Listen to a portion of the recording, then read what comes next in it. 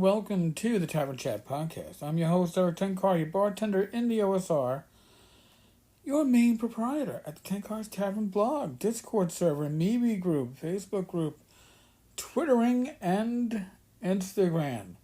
So, today, the day of news. I'm going to give you the good news first, and then I'm going to give you the fucking I told you so news after that. So, good news. Those who've been following the Tabletop Event. Tabletop Event is the service that pretty much runs most of the cons behind the scenes, supplies the software, the online interface that people use. They were having money problems. They were having cash flow issues. They thought they were going to close even before North Texas kicked off this year, beginning of November. Beginning of June. Well, you know what? They had people support them.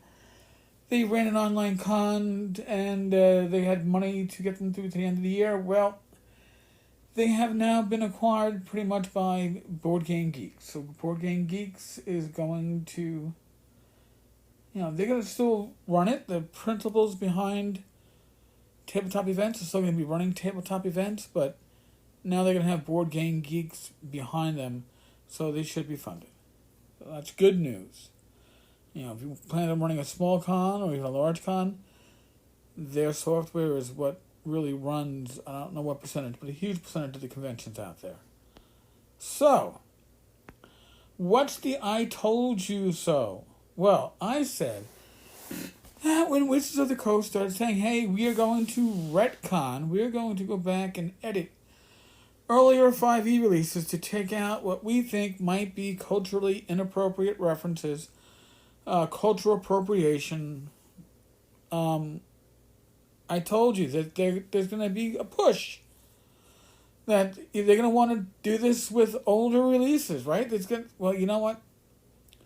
Apparently there is a push to remove Oriental Adventures from the drive-through RPG/DM's Guild Marketplace. Now, this is an article from comicbook.com.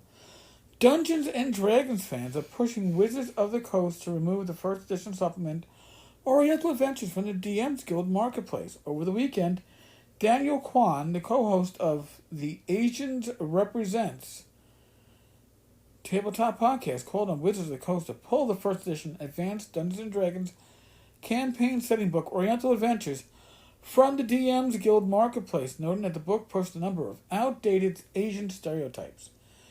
When you buy Oriental Adventures, you show Wizards of the Coast that you are okay with Asian people being represented by blatant stereotypes, Kwan wrote on Twitter. He also noted by having Oriental Adventures available for sale, it shows consumers that these legacy products are to be consumed despite their use of dated and racist stereotypes. Kwan pointed out that having Oriental Adventures available for sale runs contrary to a recent statement recently released. There's this bad editing at comicbook.com, okay?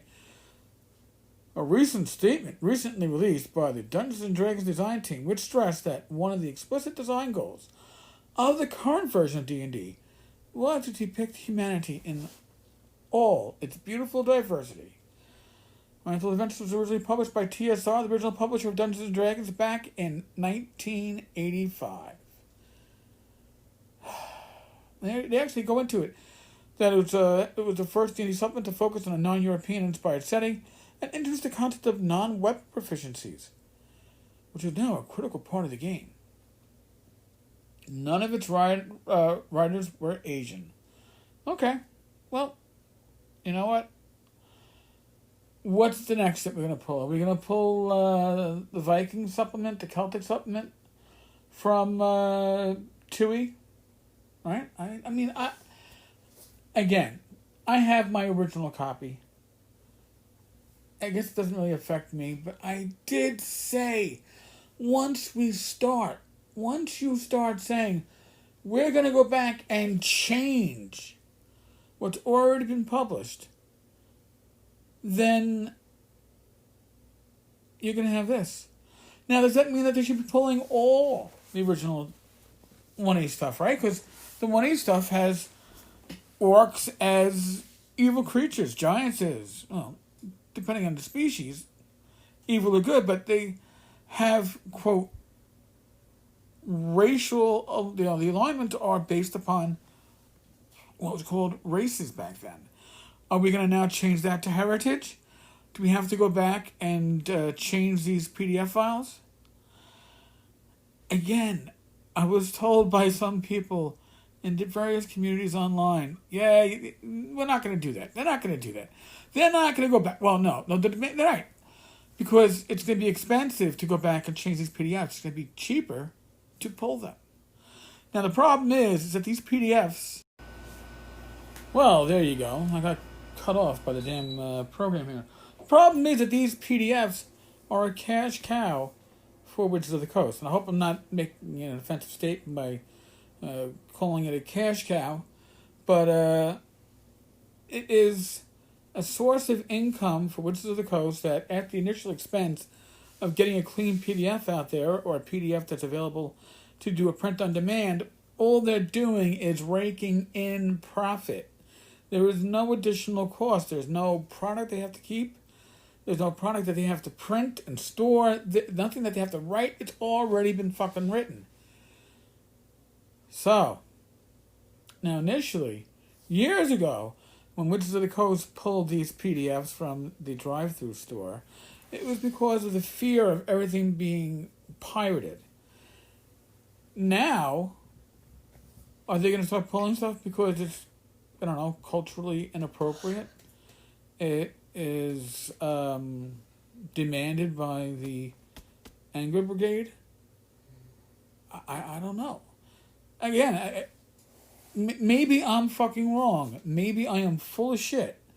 But I said when I first saw them saying we're going to go back and change prior 5e releases to reflect our new norm, our newfound focus. You really thought this wasn't going to affect older editions? Availability? It's not. I mean, it's not going to change what's on my fucking shelf, right? And if you own the PDF already, it's not going to change your copy of the PDF. But they can pull it from the marketplace, and all you're going to do is tell people, "Hey, find it online. Download it, quote, illegally," right? That's what you're going to encourage. It's out there. You know, the genie's out of the fucking bottle. That's the great thing about the internet. You know, you really can't erase the past. You can't go back. You can change future PDFs and future releases of these print copies, but all you do is making the original print copies more valuable, right? It'd be interesting to see where this goes on. And now, by the way, fans of Dungeons and Dragons. No. One guy chirped up, and I guess I had a few people that responded on Twitter. That is not the community of D&D saying, pull down Oriental Adventures. It's evil. No, that's not what it means. But it does mean that it's as I am speaking right before I did this podcast, it was still up on drive-thru. But who knows? Oh, it's a Mithril seller too, I think. You know, so it's made them thousands and thousands of dollars. Maybe tens of thousands of dollars.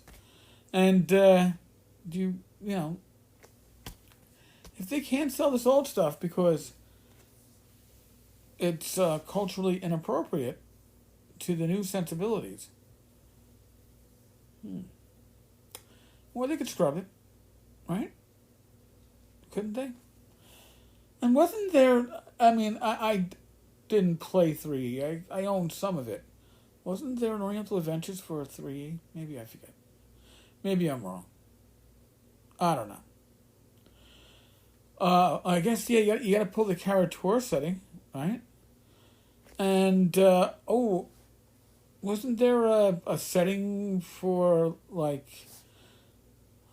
I don't know, like an Inca Aztec type setting back in the old box Matika or something like that. Probably got to pull that now, right?